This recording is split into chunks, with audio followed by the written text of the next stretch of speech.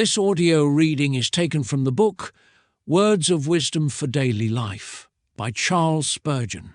Our selected reading is entitled The Light of Evening.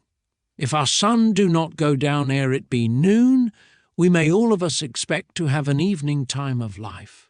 Either we shall be taken from this world by death, or else, if God should spare us, ere long we shall get to the evening of life. In a few more years, the sere and yellow leaf will be the fit companion of every man and every woman. Is there anything melancholy in that? I think not. The time of old age, with all its infirmities, seems to me to be a time of peculiar blessedness and privilege to the Christian. To the worldly sinner, whose zest for pleasure has been removed by the debility of his powers and the decay of his strength, old age must be a season of tedium and pain.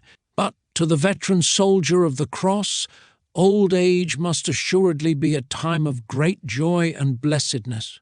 I was thinking the other evening, whilst riding in a delightful country, how like to evening time old age is.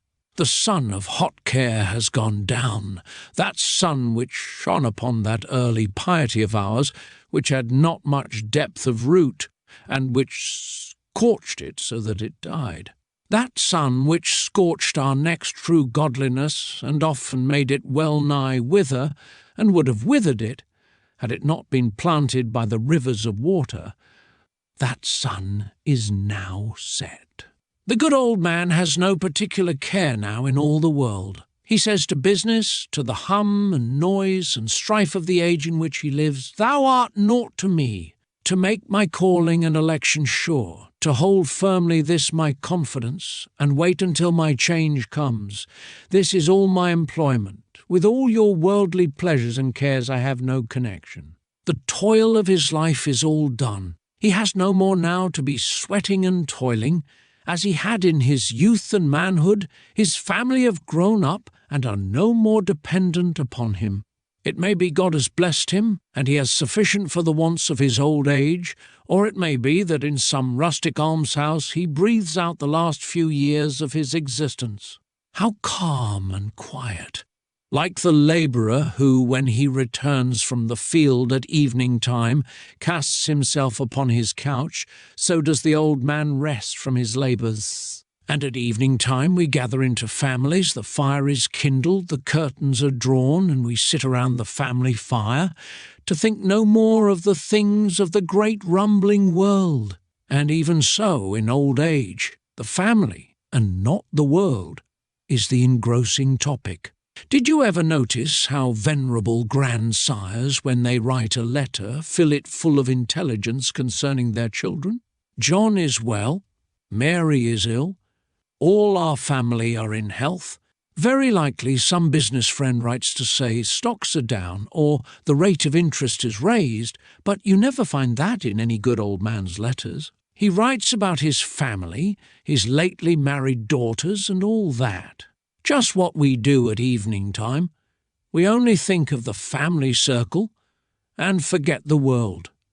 That is what the grey-headed old man does. He thinks of his children and forgets all beside. Well then, how sweet it is to think that for such an old man there is light in the darkness. At evening time it shall be light. Dread not thy days of weariness, dread not thine hours of decay. O soldier of the cross, new lights shall burn. When the old lights are quenched, new candles shall be lit when the lamps of life are dim. Fear not, the night of thy decay may be coming on, but at evening time it shall be light. At evening time the Christian has many lights that he never had before, lit by the Holy Spirit and shining by his light. There is the light of a bright experience. He can look back, and he can raise his Ebenezer, saying, "Hither by thy help I've come." He can look back at his old Bible, the light of his youth, and he can say, "This promise has been proved to me. This covenant has been proved true. I have thumbed my Bible many a year. I have never yet thumbed a broken promise. The promises have all been kept to me. Not one good thing has failed." And then, if he has served God, He has another light to cheer him. He has the light of the remembrance of what good God has enabled him to do. Some of his spiritual children come in and talk of times when God blessed his conversation to their souls. He looks upon his children and his children's children, rising up to call the Redeemer blessed. At evening time he has a light. But at the last the night comes in real earnest. He has lived long enough, and he must die. The old man is on his bed, the sun is going down, and he has no more light. "Throw up the windows, let me look for the last time into the open sky," says the old man. "The sun has gone down, I cannot see the mountains yonder. They are all a mass of mist, my eyes are dim, and the world is dim too." Suddenly a light shoots across his face, and he cries, "Oh, daughter, daughter, here! I can see another sun rising. Did you not tell me that the sun went down just now? Lo, I see another, and where those hills used to be in the landscape, those hills that were lost in darkness, daughter, I can see hills that seem like burning brass, and methinks upon that summit I can see a city bright as jasper. Yes, and I see a gate opening and spirits coming forth. What is that they say? Oh, they sing. Is this death? And ere he has asked the question, he hath gone where he needs not to answer it, for death is all unknown. Yes, he has passed the gates of pearl. His feet are on the streets of gold. His head is bedecked with the crown of immortality.